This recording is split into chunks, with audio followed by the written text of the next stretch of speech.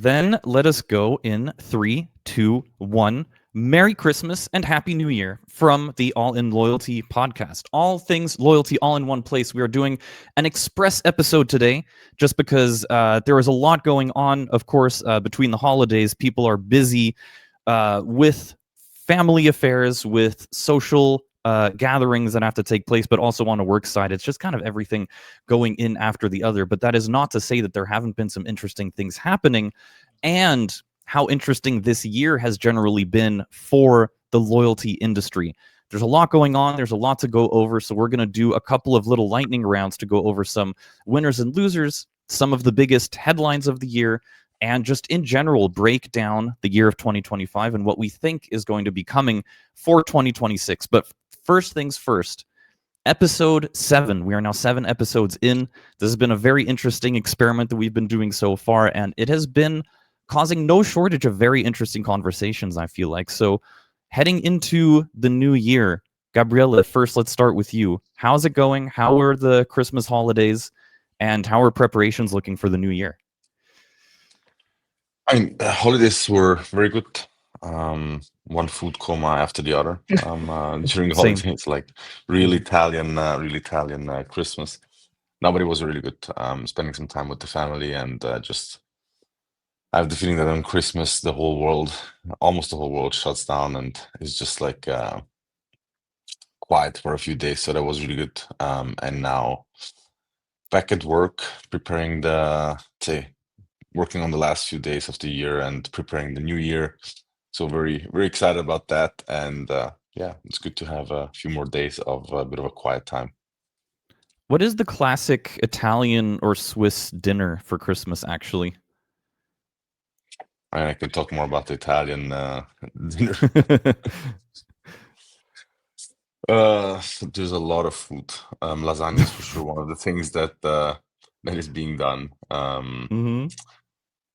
I think we have at least we have the tradition. I don't know if it's in the whole of Italy like this. We do always on the 24th fish, and then 25th some meat. So it was both days 4-course dinner with all kinds of things.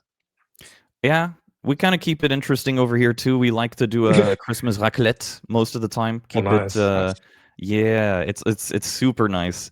We prepared a special one, and we learned that chorizo sausages go really, really well in the raclette. If you combine that with the cheese and potatoes, it's fantastic. Oh wow! Okay. Yes. What about on your side, Gianluca? Have you guys done like a family reunion celebrating together, or how's it looked? Yeah, for sure. I was gonna say, I mean, what Gabella said applies for me as well, since we're brothers.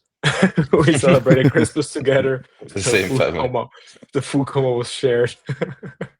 Or coma. Very, very nice. It was good. It was a nice time to be with the family, and yeah, just take another step back, but like a step out of the whole daily business, and just enjoy the food, being together, especially with the hectic and how do you say, also remote lives that we live with the company. It's nice to be in person, and just spend the time together and have great food, albeit a lot of food.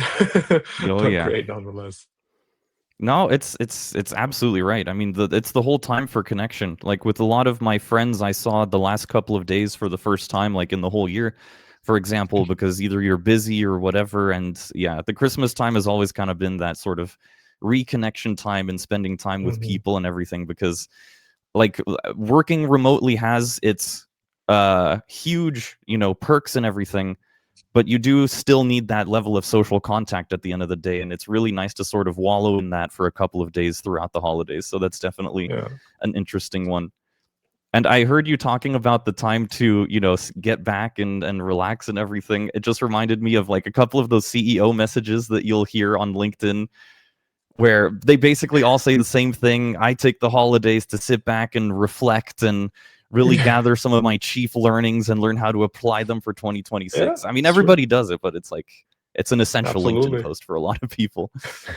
But fantastic. In that case, let's dive right into it, because I mean, reflecting, there's been a lot, as we say when we talk back about the entirety of the year. But let's start with a bit of an icebreaker because it's been really interesting. I talked in the last 2 episodes, I think, about my favorite sort of game or activity that happens in the wintertime, which is the McDonald's Monopoly game, where you actually have to use the app and they have this game that you can play, and you either get instant rewards or you can fill out the Monopoly streets, where if you get like a certain streak, you can win a certain reward. Speakers, vacations, the number one thing is even like a house, like one of those deliverable houses that they can like send to a plot of your choosing.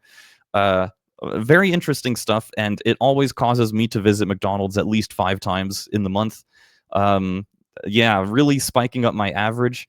But that just goes to show, it's not the only company that does Christmas campaigns and things like that, but it just always leads me to think about, and maybe, I mean, who better to ask than like loyalty experts when it comes to Christmas and New Year's and the impact, right? You get a lot of things that are different, right? You get a lot of people that are not necessarily always at their computers, or you get some people that may be going into certain apps or different places more.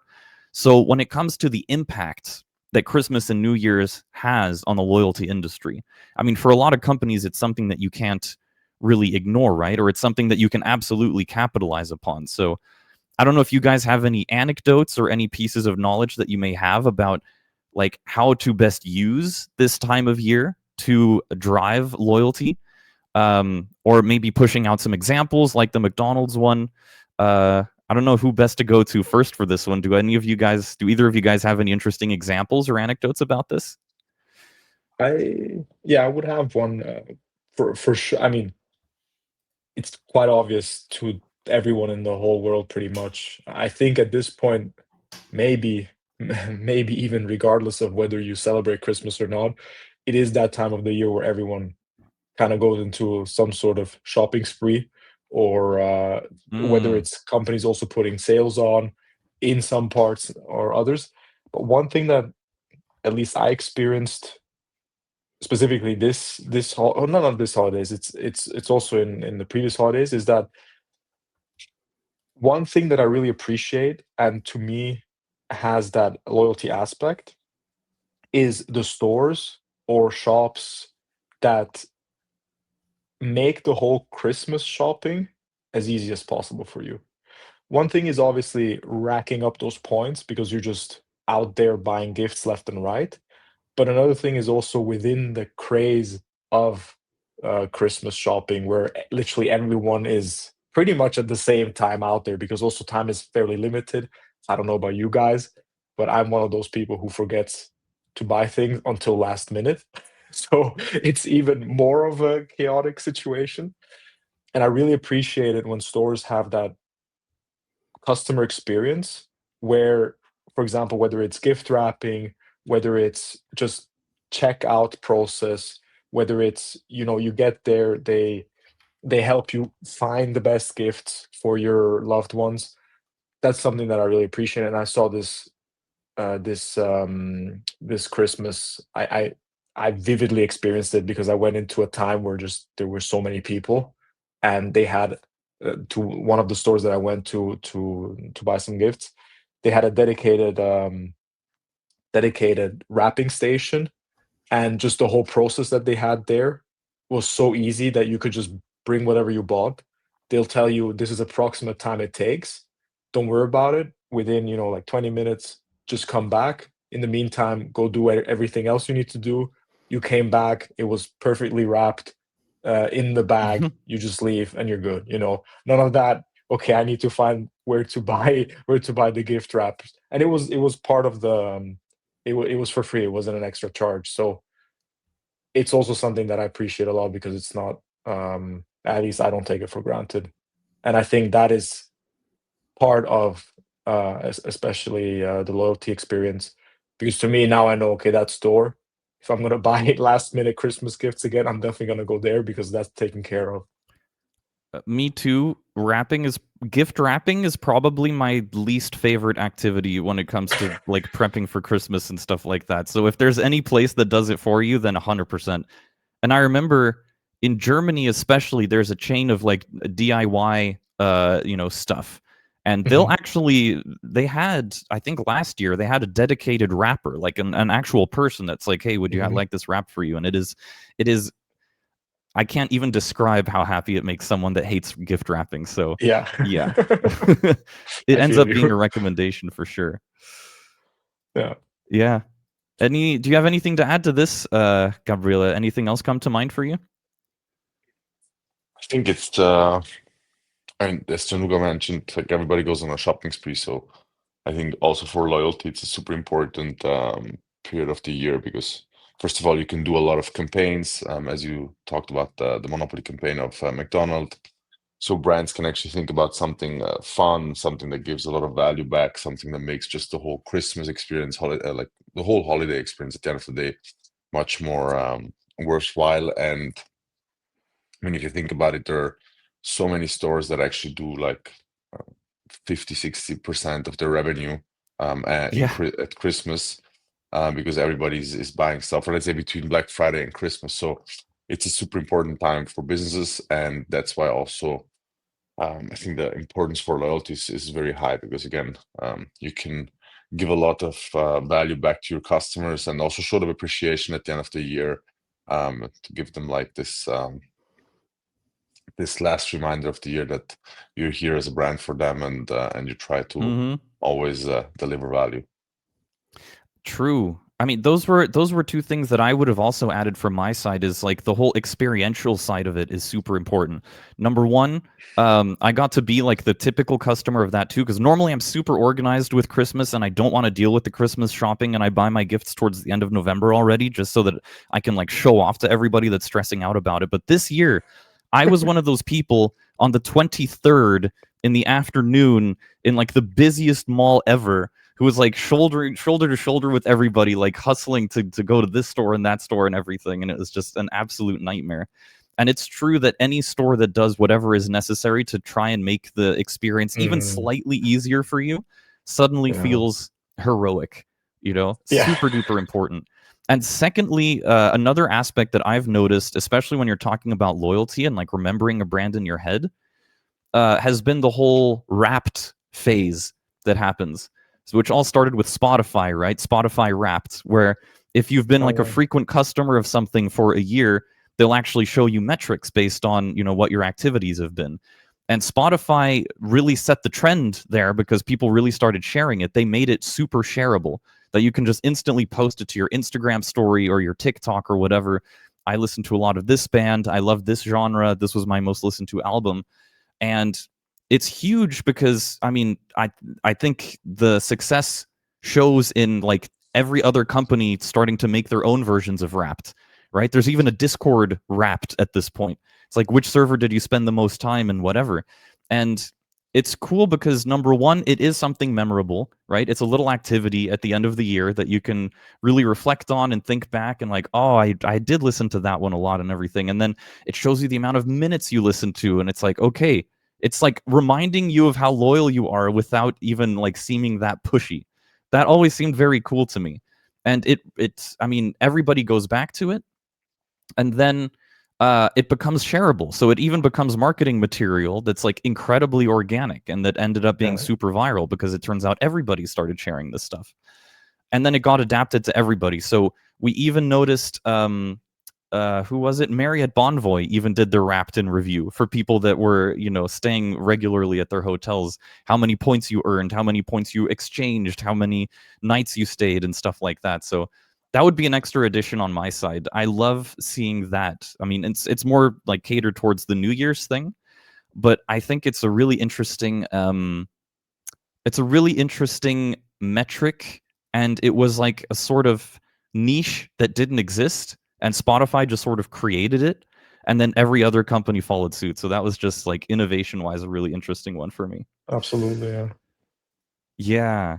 And then so just on one last note for 2025, one thing that would be kind of curious for me would be a sort of basic vibe check, macroeconomics wise, just quickly zooming out and saying how the economies of the world have been sort of affecting loyalty markets and economies, and whether or not it's helped them, it's boosted them, and everything. So we've heard so many different news stories about different economies working, companies performing well, and yet GDP of a lot of countries tends to go down, or average median salary tends to be decreasing, or the devaluing of certain currencies happening and everything.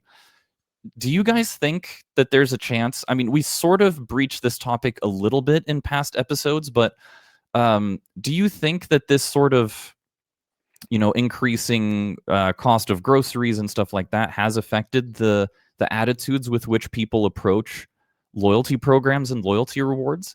Does it actually then behoove them to start taking them more seriously when they realize that there could be actual, real ways to either save money or get freebies or things that they might really need? Do you think it's that grave, or is it something that's maybe being taken out of proportion by the media? I would love to hear a couple of thoughts on this side, just from a bigger, more zoomed out perspective. Gabriela, maybe you have some takes on this. I think one of the most discussed topics in 2025 was tariffs. I mean, Right. Trump getting into office and creating a bit of a, I wouldn't call it chaos, but call it like having a lot of conversations about are tariffs good or not, etc. At the end of the day, if they're good or not, it's like it's a different debate in the sense that like how much is coming in for the US in that case. But of course, consumers they suffer from it at the end of the day, because most people or most companies that actually export to the US and have to pay a tariff, what just happens is they just put the tariff on top of the price. So in general, then imported goods are getting more expensive, etc. And I think that's just one example that at the end of the day gives businesses and their loyalty programs really the possibility to help out consumers in these cases, because obviously if you have to pay higher prices, every dollar that you can save in one way or the other at the end of the day helps out your wallet. So I think from that perspective, loyalty programs became even more important. Again, and here we're more talking about transactional loyalty at the end of the day. So I'll go purchase things, I get my points, and I can redeem them for some freebies. So I think, again, people anyways like to save money, but when it's a challenging economical environment, the reason to save money is even higher. So I think it was an important year for loyalty, and again, driven mostly by, I would say, all those tariff discussions that happened and that also then came in place. So I think that was for sure a big topic that had an impact on the whole economy. 100%. 100%. I mean, it was all anybody was talking about for at least a couple of months when it all came around. And that was also part of, just creating a sort of demand that just didn't exist at first. So yeah, it was really interesting to see it all develop and actually grow and start off with such a massive amount of pushback to eventually being actually relatively accepted. And it just goes to show, that initially you want to push too far and then dial it back. And that usually tends to be the nicest way to bring something about. Yeah, that was definitely an interesting one. Gianluca, do you have anything to add when it comes to this whole zooming out, macroeconomic section? Yeah, I would say that with such a volatile year in that sense, economically, for sure, having it sort of gives a bit more limelight to loyalty programs, because they tend to be usually in ratio, you earn in ratio to what you spend. So if you spend more, you'll just earn more. In that sense, it at least within that volatile market, it gives you, or economy, excuse me, it gives you a bit of a constant that gives you something back for the change in price. So in that sense, I think it lets loyalty programs shine a little bit more, because at least you get that extra experience, you get that extra point, you earn those extra points that you can then redeem for percentage coupons, or even straight up products, whether it's coffees or whatever it is, whichever loyalty program it is that you're in.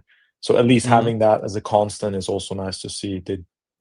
The loyalty programs don't really swing with the economies. That is true. That is true. And it is interesting too because with a lot of these programs, especially if whether or not they change over time is another really interesting aspect to it, because one of the things that you can always do with currencies is look at the value of it and see how it's been changing over time. And with a lot of loyalty points, while some of the more dynamic ones will of course work to balance everything out and make it also a bit more reflective, some of them don't do that. And that's been something that a lot of people have actually been actively looking towards, is this point used to be worthless back then, but it's a lot more valuable now in this economy, et cetera, et cetera. It's some of those like discussions that you'll see in like the points guy forums and stuff like that, is just people taking advantage of points. Whether or not that's then more appropriate for the loyalty conversation is then a different conversation entirely, but it is something that's interesting, seeing how much more deal hungry people have sort of been when it comes to this kind of stuff. But that's the big news-related topics aside. Now we have some more interesting things to talk about here, which is the industry deep dive. We're going to dive into, because this has been a very interesting year when it comes to loyalty programs and loyalty, like brand loyalty in general, because there have been so many interesting pieces of news. It makes me kind of wish that we had started the podcast towards the beginning of the year, just because of how much there was that was actually happening. And because of that, we want to do a sort of celebration, a sort of rewards program, a sort of ceremony when it comes to some of these winners, losers, et cetera, innovators in the space, because there's been a lot happening, like I said. And one of the big themes that we always push in these episodes is how important it is to innovate, how you cannot stay complacent in this industry, otherwise you're just going to get lapped. You're going to get what do they call it? Hopscotched, bunny hopped. People are going to jump over you, essentially. That's the gist of the entire thing. And so what we're going to do is we're going to go into a couple of winners and losers. We're going to start with one specific category, and then we're going to go into like sort of all-out loyalty winners and losers of the year. There's been quite a bit of changes happening. Some of these changes being very successful, some of them not. We're going to really dive a little bit deeply into it. And starting off with the reinventions, because that was also one of the most interesting things and one of the most consistent things that we've had on this podcast. Each episode, it feels like we've had at least one or two legacy programs that were struggling, that then attempted to reinvent themselves, that tried to bring something out that people hadn't seen before, that tried to innovate in some sort of way that stood out from everybody else. And so that's the first thing that we're going to talk about. So in your guys' opinion, we've had this question before, so we've had time to think about it and reflect on it a little bit.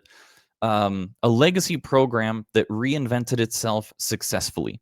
So this has been, I mean, like I mentioned, there have been a lot of different methods of innovation. There have been a lot of interesting ones. Maybe I'll just, maybe I'll just start this time. Maybe I'll be the first one to go.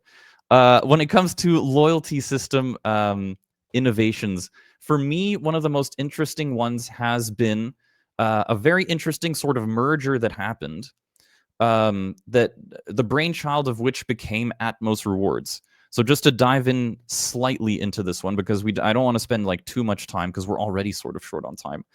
Atmos is the combination of Alaska Airlines and Hawaiian Airlines. And they have become the self-proclaimed #1 airline loyalty reward program, according to U.S. News and World Report. It's been very interesting because through this, they have officially sort of entered the playing field alongside some of America's most successful rewards programs. So Delta, American, et cetera, et cetera. One of the biggest ones is the sort of one-to-one, they have the rewards transition, they have these status matching programs in place, just generally making it very, very easy for the user to actually make the most out of this merger. And the most interesting part of that as well has sort of been the way that you can choose your metric. I think that's been sort of the biggest winner of this reinvention is, for example, you can choose your qualification metric. So making it really, really personified, whether you're a frequent flyer, an infrequent one, whether you're a whale who only gets first class, et cetera, et cetera. you can choose to qualify either via distance flown or via segments, so for commuters, or versus spend. So, it lets you pick whichever one would let you qualify the fastest and get on that way. So either way, it makes you feel like you're kind of taking advantage of the system. It's been pretty well received so far. Whether or not long term it's going to succeed, we don't know yet, of course. It started this year. But yeah, that would be my pick. So let's dive into some of the other picks. Gabriella, let's start with you in this case. What would be your pick then for the biggest reinvention of 2025? For me, the program that had, let's say, big impact not only on their own program but actually on the industry. We talked about, I think, either in the last episode or the one before, is the Virgin Atlantic program with the infrequent flyer, let's say rewards program called High Five. Again, as we discussed last time, I think it's really cool how they basically thought about the long tail of members that they have that don't have the ability or are not able to fly that frequently, but also at the end of the day to create a scheme where they also get rewarded. Because at the end of the day, biggest losers mostly in the loyalty program are the ones that are not crazy active, but they still stick to that brand. So they're still loyal to that brand, but they don't get the same appreciation as someone, for example, if you take an airline that flies for business, where all the flights are paid by the business itself. So you can, let's say, you can earn quite a bit of points, and you can actually, let's say, get much more value out of the program itself. If you are a person that doesn't fly that much, maybe goes with the family once or twice a year to holidays, and takes the plane for that, you never really see a big value out of the program. So I think that is for sure something that makes a lot of sense, and that my assumption is also will drive a lot of other programs to think about how to reward their infrequent but loyal customers, and basically give them more value so that they're less experiencing the risk of losing them towards other airlines or other companies that maybe have lower prices, etc. So I think that is, from my perspective, one of the biggest reinventions of 2025. Very nice, very nice. And I remember us talking about it and how hopeful we kind of were about it, and how curiously we talked about it too. I mean, it was such a sort of novelty thing at the time where we were more just surprised than anything else. But it seems like it already sort of accomplished its goal in that sense, in the sense that people are everybody's talking about it. There's tons of press releases about it, etc. So yeah, again, with all of these, we'll have to see long term how it works. But yes, hopefully I'll be able to add a couple of predictions towards the end of this episode, because we did make a fair number of predictions throughout these past 6 episodes. It'll be interesting to then do a sort of breakdown, maybe even next year, to see how those predictions panned out and how correct we were. I think it depends on how many of those predictions we actually got right versus got wrong. If too many of them were wrong, then we're going to respectfully skip that section. But either way, yeah. Gianluca, jumping now right over to you in terms of reinventions. Who's your winner for 2025? So my pick would be Venmo's cashback rewards for debit cards. It's more known that in the space of things like Venmo or even just banks, usually you're rewarded for credit card usage, not so much debit card usage. Of course, with the whole topic that we also discussed in the previous episodes, where banks or loyalty programs obviously earn on credit cards because there's interests that are being paid, so there's an actual cash income for the banks, where they can use that to then give something back to the customers. But in this case, Venmo and among others are starting to reward customers for transactions on their debit cards. So debit card, you have cash on your bank account, you pay with it, and then it's gone. They're starting to reward that, and they're doing that especially because they are attempting to reach younger users.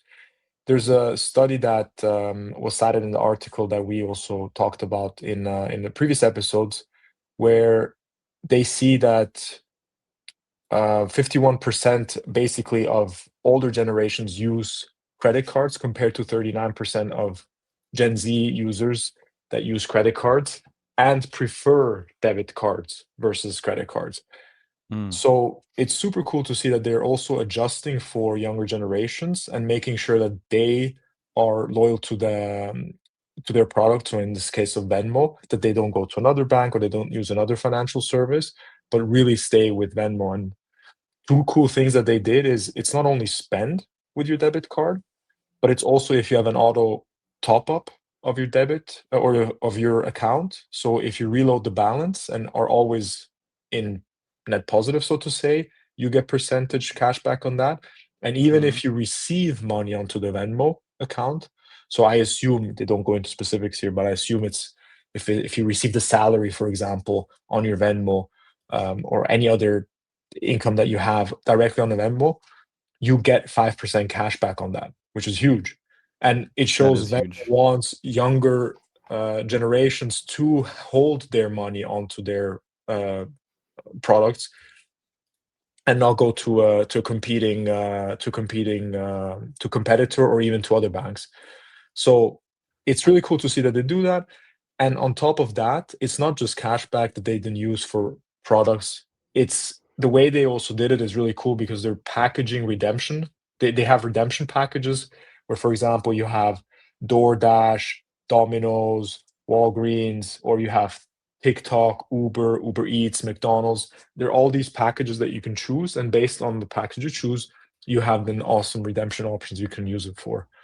And I would say maybe legacy in the sense that credit cards are the legacy of cashback now going into debit cards. Really cool to see that Venmo is really targeting and trying to appease the younger generations. Absolutely. Totally. And it's really interesting as well how they're going to be able to, or whether they're going to be able to then grow and proliferate their ecosystem, because by sharing something like that, of course, it attracts a lot of people. The question then is, about retaining those users and everything, if they can maintain that level of cashback the entire time. Because a lot of the time, it tends to be like early marketing spend and stuff like Yes. that they'll use. But yeah, 5 years from now, will it also look similar? I guess only time will tell. Another one for the predictions. Exactly. I'll add it to the list. And now we move on to the winners and losers of basically the All-In Loyalty Awards. Let's call it that. Why not? What do you consider the biggest loyalty winner and loser of 2025? So maybe because we still don't have too much time left, we can boil both of these into one person. So I'll go to one of you, you name your winner and why, and your loser and why, and then we can just keep on hopping to the next one. So, Gianluca, you just spoke. I'm going to make you speak again. When it comes to loyalty in 2025, what would you call your winner and loser, and why? Okay. So let's start with what should we start with? Should we start with the winner or with the loser? Winner first, I would say, and then Winner loser. first? Okay. All Yeah. right. Sounds good. All right. So I would go winner wise, I would go with Starbucks Coffee Loop. And for one reason specifically, and that is that I feel like in the past few years, we've seen Starbucks always push on whether it's innovation, whether it's trying out new things to keep their Starbucks rewards, the loyalty program that they have, relevant and people using it. One thing that they did in the past few years, I want to touch on that just a little bit, just so that I can go full circle, no pun intended with the coffee loop, but I can go full circle on why I feel like this is pretty cool. Is that in the last few years they had their Odyssey program, which was basically a deep dive into Web3, blockchain technology, NFT technology, where they tried to enter that digital space with rewards. And last year, they had announced towards the beginning of the year, they had announced that they're shutting that down.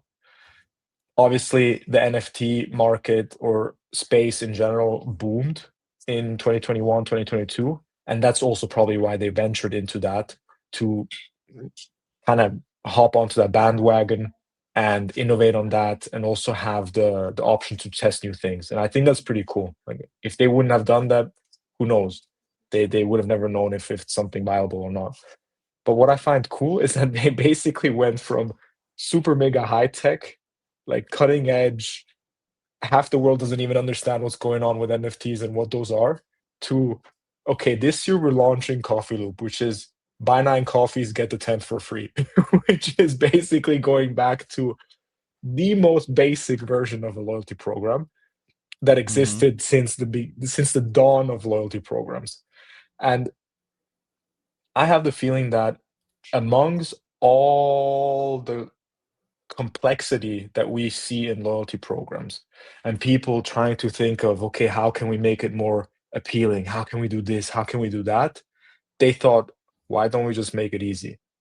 You are a freaking coffee drinker at Starbucks. You buy 9, you get 1 for free.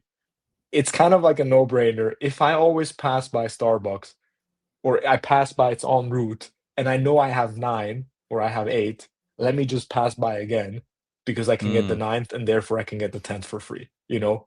And it's sometimes that the same concept of you don't see the forest because of the tree that you're facing right in front of you, you know? And sometimes it's helpful to just step out and look at it and be like, okay, how can we make it easier for people? You know, maybe also the ones that don't necessarily want to understand the whole economy of stars and all of that. Yeah. It's pretty simple. You buy 9, you get 1 for free.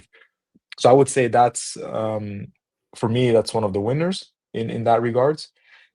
And one of the losers, or the loser in that sense, is unfortunately to say, but I would say the Sony rewards kind of like the whole they did a whole overarching Sony rewards program that overarches all PlayStation games and the whole PlayStation ecosystem, so to say.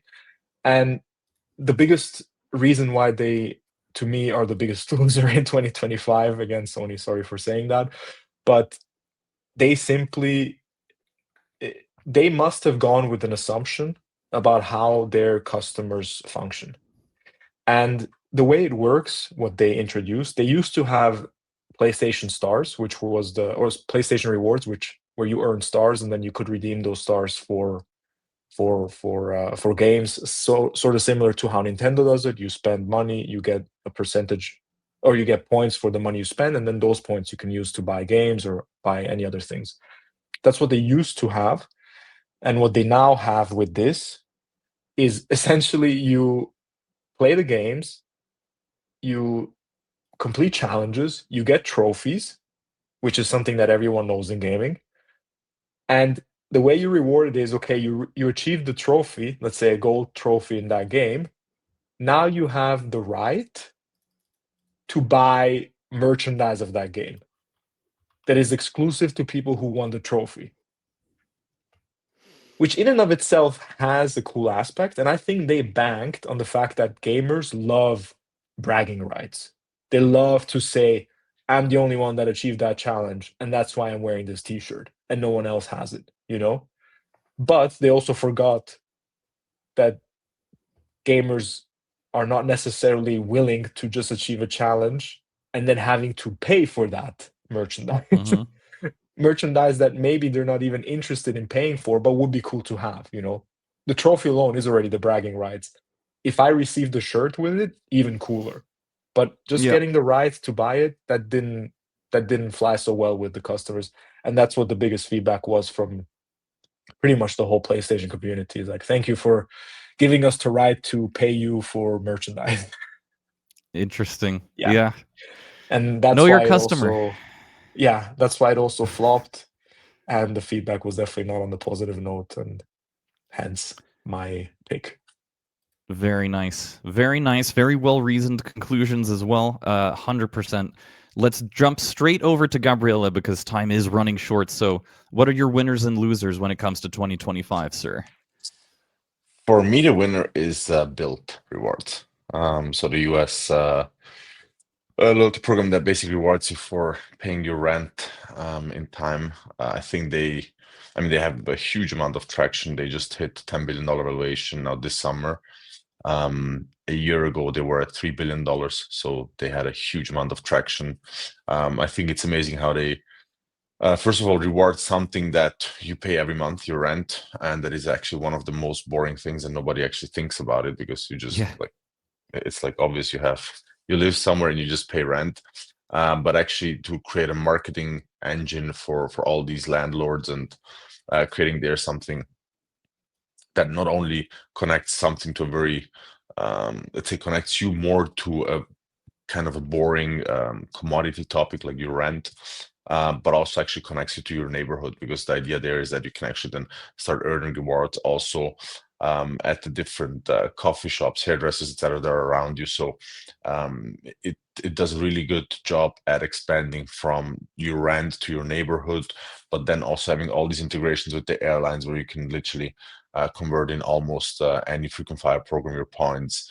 So I think they did a huge amount of good new things, and there's like the traction just shows it. They're growing like crazy, and yeah, I'm excited to see where they're going next year. So 100%. that's my winner for 25, and the loser. Actually, I took Starbucks. For me, they're more on the loser side in the sense that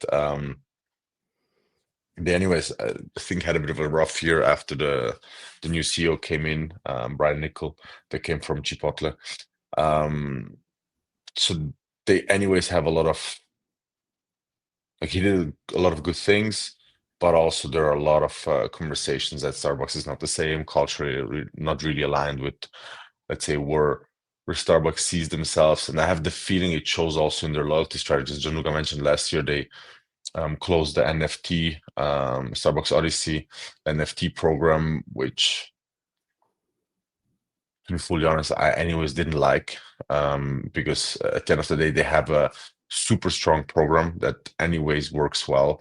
And I don't think it makes sense to have a parallel program on the side. So already, again, the Starbucks Odyssey, from my perspective, didn't make sense. It wasn't integrated in the main program. Also now the Starbucks Loop, with the buy 9 coffees, get the 10th one for free.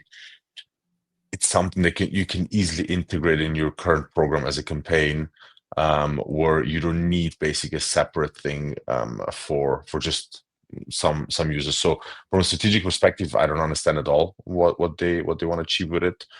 I don't think that they have a lot of clarity right now. Just looking again at Starbucks Odyssey, the changes that they did now this year. So that's why for me they're the biggest losers of 2025.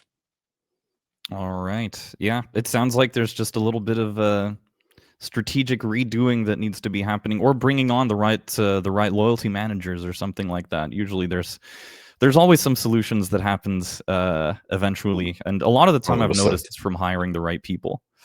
Yeah, I'll keep it brief because again we've only got like 5 minutes left. But so like for my case, I would have done, and I'll keep it quick and dirty, winner and loser. Winner debit cards, loser credit cards, just for the very clear reasoning that we've talked about in the past episodes as well. I think it's very clear that a lot of people are very enthusiastic about the option of having rewarding programs attached to their debit cards. And with that, of course, comes the inevitable migration away from the credit version. So yes, those are the ones I'm going to mention. I won't call out any individual companies, at least not yet. We'll see what happens eventually throughout the year. But hey, that's what we're going to keep it at right now, because now we want to dive into the predictions.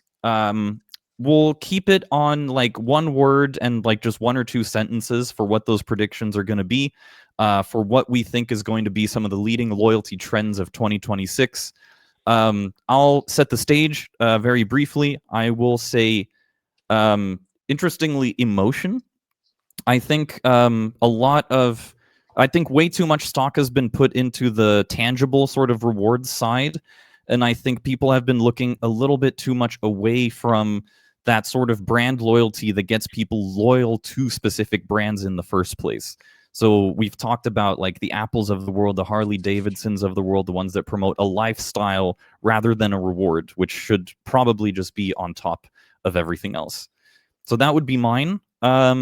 Gabriela, let's hop over to you then for yours for 2026. So if you want one word, I think, which is also pretty obvious, it's AI. I think the integration of AI into all kinds of loyalty activities connected to loyalty programs, be it internally, how to execute campaigns easier, develop your program further. So I think companies will adopt more and more AI, which means just more efficiency in let's say further developing your program. So I think that will help out a lot. Yes. And on the other side, I also think it will go more and more towards the consumer, where you just get more value out of your loyalty programs by having different AI agents that figure out what are the right deals for you, having all kinds of chatbots instead of looking into the loyalty programs and the cash, like the normal search bar. So I think there will be a lot of integration of AI into loyalty, which is good. I think it's a great development. Again, it's an easy one. Everybody's anyways talking about AI. I don't think that the loyalty space will let's say be the one not adopting it. So I go with that. Well known, but not because it's not important. Actually, arguably because it is probably the most important term. So makes a lot of sense there. Gianluca, how about you? I would say currency. So, or let's say the beginning of loyalty currency. And then in the sense that one thing that we're seeing, one thing that we're also aiming towards, of course, is that the loyalty currency, loyalty points, rewards, stars, whatever they're called, whatever the programs call them, they are in some ways very close to what currencies are. They are in most of the cases payment methods, where obviously within a loyalty program, you earn these currencies, these loyalty currencies, and you're able to spend these loyalty currencies for products within the programs. And one thing, even if you just look at built from what Gabella was mentioning, the fact that you're earning points for your apartment, for your rent, then within the community, and the fact that then you can use those points to either fly, of course, whether it's through miles, or whether it's to spend them again within the neighborhood. That is essentially a very localized, in that case, loyalty program specific currency.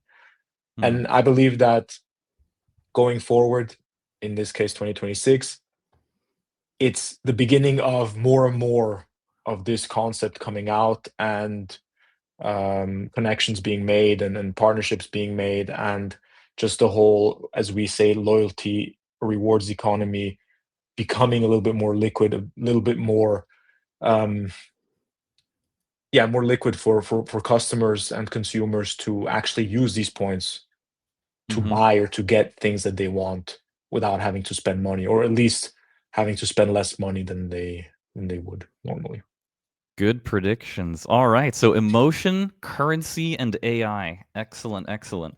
I think these are all even worth maybe a bit of a deep dive into maybe one of the first episodes of 2026. Maybe we can dive a little bit more into the future and what that actually holds for companies.